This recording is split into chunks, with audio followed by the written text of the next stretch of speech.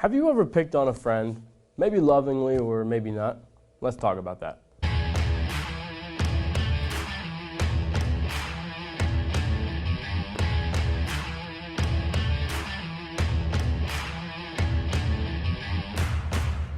Good morning, Crossroads students and friends, hopefully, if you're watching this. When I was younger, I could be a bit of what my parents called an aggravator.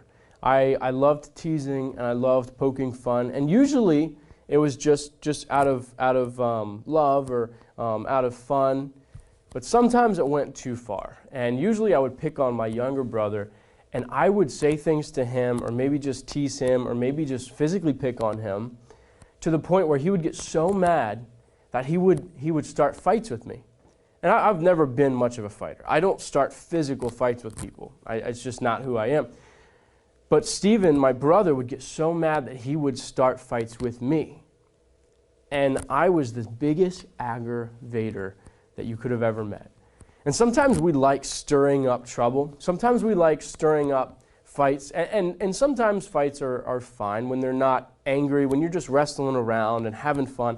There's a big difference in that and making someone so mad that they are willing to physically harm you. That's a problem. And sometimes with our words, we can do that. And I want to talk about friends this morning, because a lot of us have great friends. Or maybe you have a great family. Maybe you're friends with your siblings, or you're friends with people at school. A lot of us have great friends. But the words that we choose to use with our friends matter so much.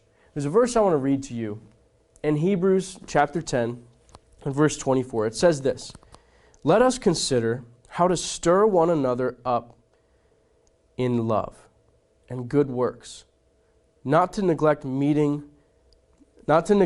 meet together, as some of you are in the habit of doing, but encouraging one way or another, and all the more as you see the day drawing near."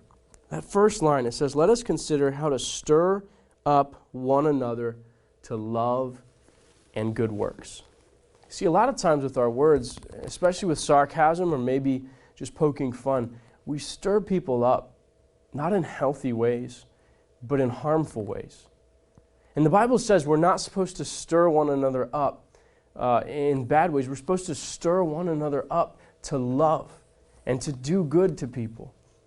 There's a phrase that I hear, and I've probably said before, but when you're talking to someone and they're telling you something and you say, "Did I ask?" Have you ever said that, "Did I ask?" Or maybe you're talking to someone, you're having a conversation, and someone cuts in and they say, "No one cares." Those are very, very harmful things. Because as Christians and as people who follow Jesus, we're supposed to be Jesus to the world. And Jesus was inclusive. When you say things like "no one cares," you are closing your circle and saying "no one cares," which means I don't care either, and I don't want to listen. And that is an unhealthy, unhelpful thing to do to people. As Christians, that is stirring people up to be hurt. And that is stirring people up to hate. That is stirring people up to close people out, to not open up when they're having a difficult time. It's not helpful. The words we use with people matter.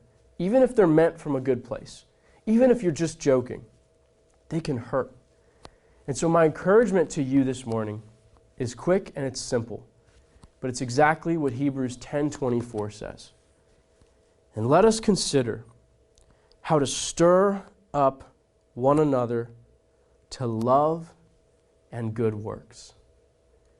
What if we were the type of friends that could stir up one another, that could encourage each other to love more, to love bigger, to do better?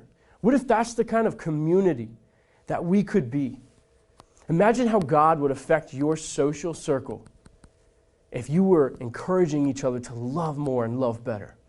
And then because you're loving each other so well, you reach out and you want to bring other people in.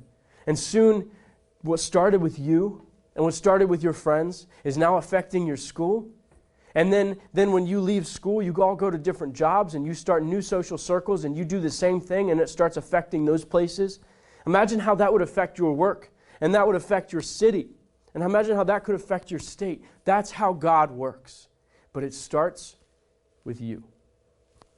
And so here's my encouragement and my challenge. It's simply this. Let us consider how to stir one another up to love. If you have any questions about how to do that and what that looks like, I would love to talk to you more about that. And I don't always get this right, and you won't either, because we're human and we make mistakes. But what's important is that we try and that we encourage one another to love and to do good. And so that's my challenge for you this morning. If you want to talk more about that, let me know. Let anyone here at Crossroads know, because we love you and we're here for you. And with that being said, I'll leave you guys. I hope you have a great rest of your day, and we'll see you soon.